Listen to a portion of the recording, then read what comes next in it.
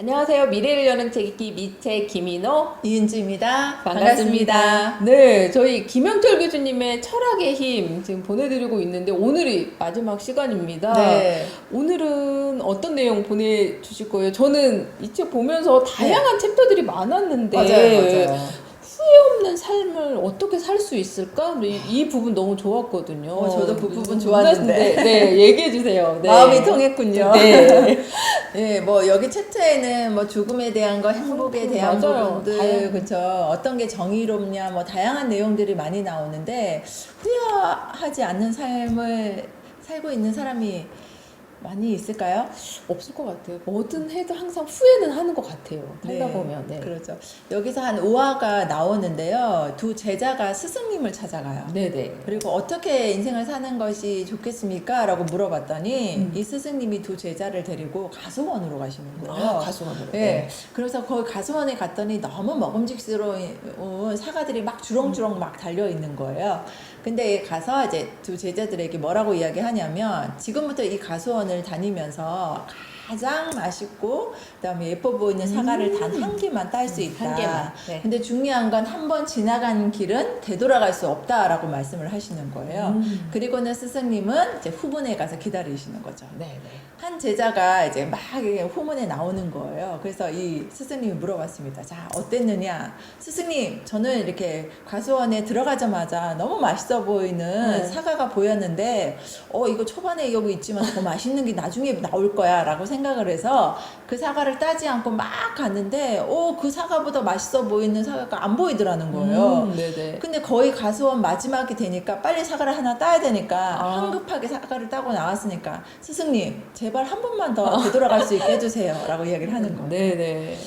그리고 이제 두 번째 이제 제자가 이제 또 나와서 이야기를 합니다. 너는 어땠느냐 라고 물으니까 네. 이 제자가 들어가자마자 맛있어 보이는 사과가 있더래요. 네네. 그래서 얼른 이 사과를 땄대요. 그래서 나오는 길목길목마다 이거보다 더 크고 맛있는 사과들이 막 보이더라고요. 그래서 이거 초반에 딴 걸 막 후회하면서 스승님 더 맛있는 걸 딸 수 있으니까 한 번만 되돌아갈 수 있게 해주십시오라고 했다는 거예요. 네네. 스승님이 이 두 제자를 바라보면서 뭐라고 하셨냐면 그게 바로 인생이다. 맞아요. 예.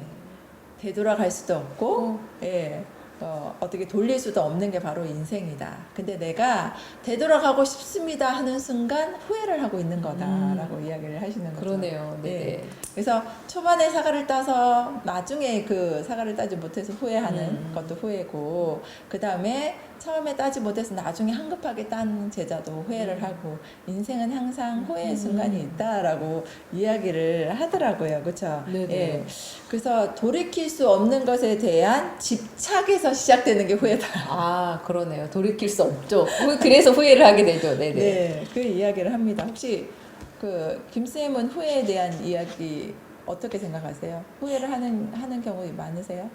가끔씩은 내가 했던 행동에 대해서 다르게 했으면 좀 더 잘했을 것 같은데 좀 가끔 후회할 때도 있었던 것 같아요. 네네. 일하다 보면. 네네. 그러면 만약에 같은 상황이 반복된다면 네. 그 선택을 안 하실 것 같으세요? 그래도 했을 것 같긴 한데 네. 그 상황에서는 그게 베스트였기 때문에 제가 그 선택을 했던 것 같거든요. 지금 생각해 보면. 네네. 그 옛날에 이런 프로그램이 있었잖아요. 이거 아니면 이거 이렇게 예스 노.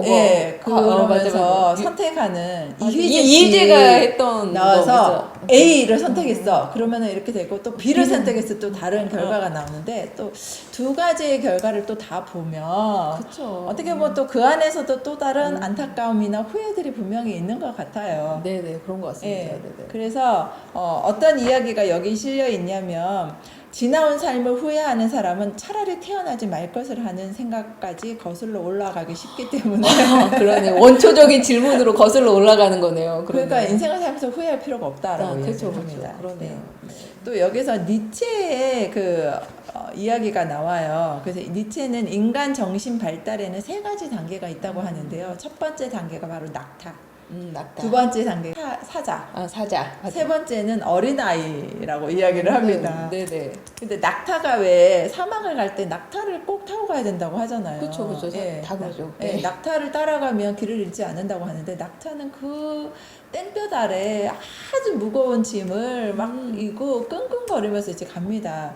근데 중요한 건 뭐냐면 그 낙타는 행복해서 가는 걸까요?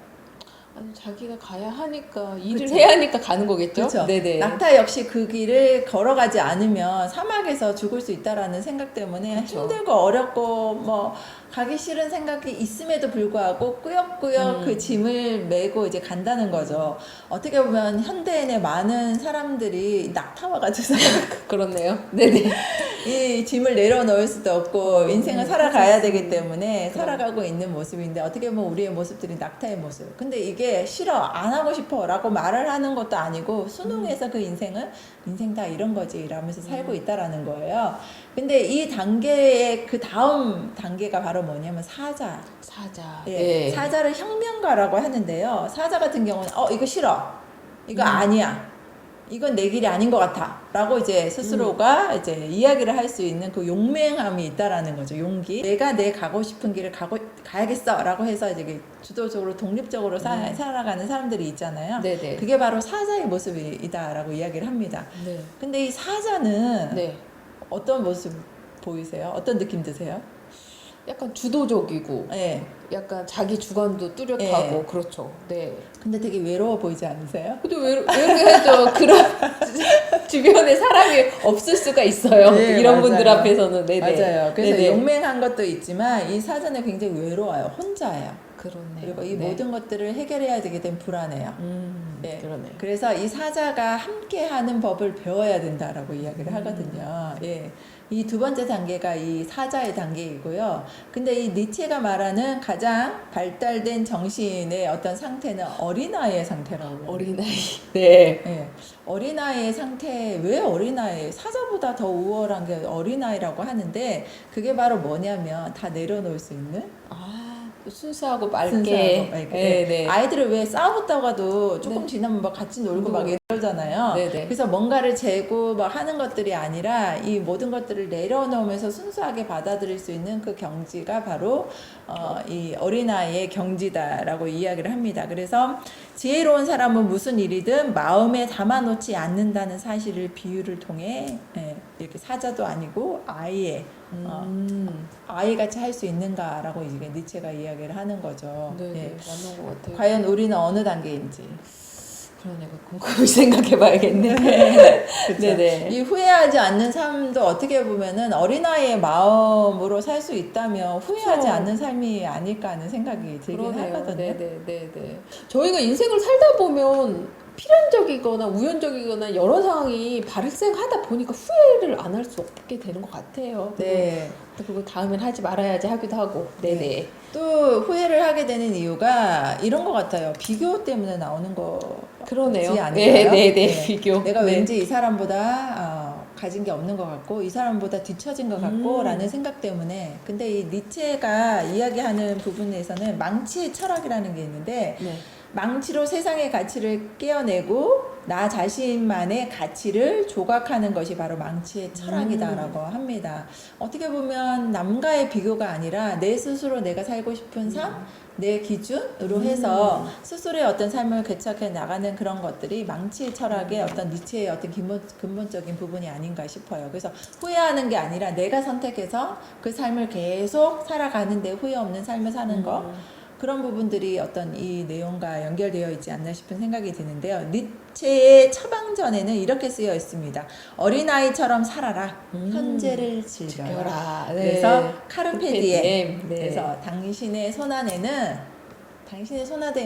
있는 그 사과도 굉장히 먹음직스럽고 빛깔이 좋다라고 하는 거죠. 남과 비교하지 않고 후회하지 않는 삶을 살았으면 좋겠다라는 니체의 어떤 가르침인 것 같습니다. 네. 네, 저희 지금까지 김영철 교수님의 철학의 힘, 이윤주 대표님이 감명 깊게 읽은 책 소개해드렸습니다. 강추합니다. 네. 그러니까 다양한 챕터들이 되게 많이 있으니까 여러분들도 한번 이 선선한 가을에 읽으면 정말 좋을 것 같습니다. 네. 저희는 다음 시간에 더 좋은 내용으로 찾아뵙도록 하겠습니다. 감사합니다. 감사합니다.